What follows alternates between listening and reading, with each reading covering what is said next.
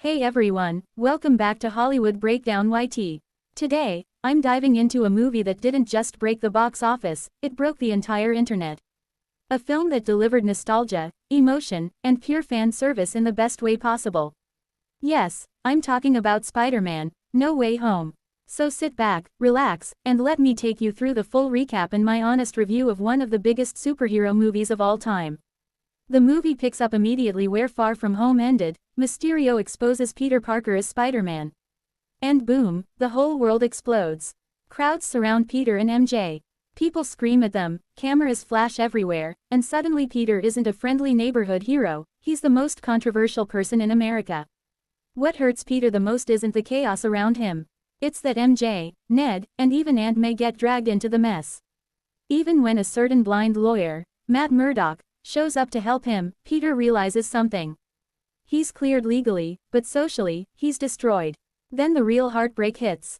Peter, MJ, and Ned all get rejected from MIT because of his public disaster. And that's when Peter decides he needs help only one man can give. So Peter heads straight to Doctor Strange. He basically says, "My life is ruined, and the people closest to me are paying for it." Strange offers a solution, a spell that makes everyone forget Peter Parker is Spider-Man. Seems simple, right? Well, not when Peter is in the room. As Strange casts the spell, Peter keeps interrupting. Wait, MJ needs to remember. Ned has to know. Aunt May needs to know who I am. Every interruption cracks the spell more and more, until Strange finally stops it and locks it away. Strange warns him, "You almost destroyed reality." And Peter leaves, thinking everything is fine. Spoiler, it's definitely not fine. Soon after, Peter tries talking to an MIT official on a bridge. And then we hear it, that metallic clank. Dr. Otto Octavius appears. Yes, Doc Ock from the Tobey Maguire universe. He fights Peter because he recognizes the Spider-Man suit. But not the teenage face underneath it. Then another familiar presence arrives. The Green Goblin, Norman Osborn. Before Peter can even process what's happening, Strange teleports him and Doc Ock straight to the sanctum. Strange explains what went wrong. The broken spell pulled in every villain who knows Spider-Man's identity. Electro, Sandman, the Lizard, Doc Ock, Green Goblin. The multiverse is officially cracked open. Doctor Strange wants to send all the villains back to their universes immediately.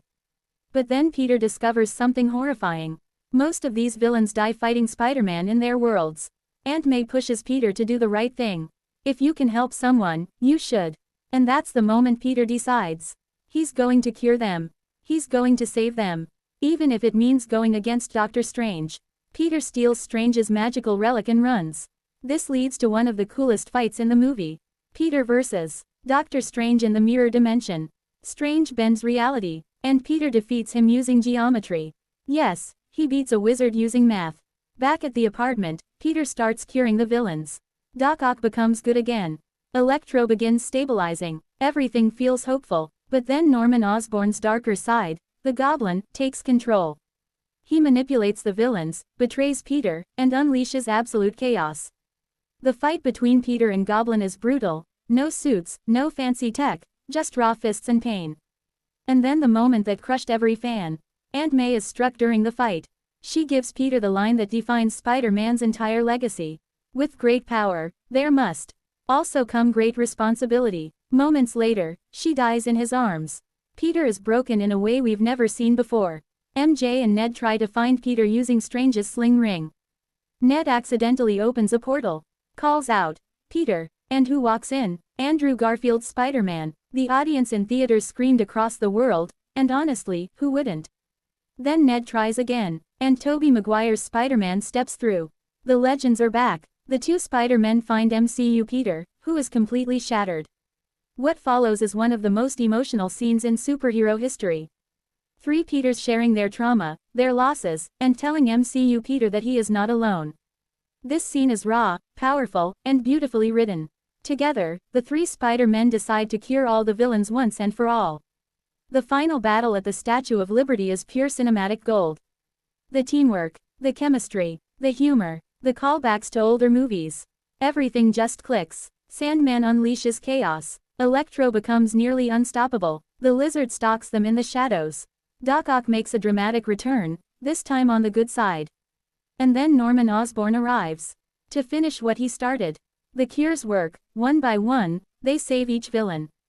But the multiverse begins tearing open. Figures from other universes start appearing, Kraven, Scorpion, Rhino.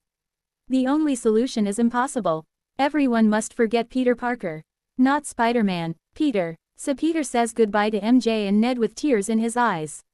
He promises MJ he'll find her again. She tells him she loves him. He can't even say it back, because the spell is seconds away.